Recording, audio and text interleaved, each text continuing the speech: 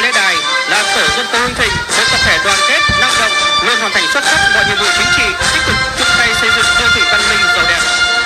Tổ dân phố Hưng Thịnh hiện có diện tích tự nhiên là 73 ha với 329 hộ, 1.250 nhân khẩu, với 53 đảng viên, luôn giữ vững vai trò hạt nhân lãnh đạo nhiều năm liền hoàn thành xuất sắc nhiệm vụ.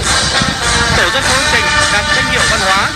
Con em địa phương luôn phát huy truyền thống hiếu học, tích cực thi đua lao động, học tập, sản xuất, vươn lên làm giàu chính đáng, góp phần xây dựng quê hương Hưng Thịnh ngày càng văn minh giàu đẹp vững tình. Trong phong trào thể dục thể thao luôn là điểm sáng của địa phương.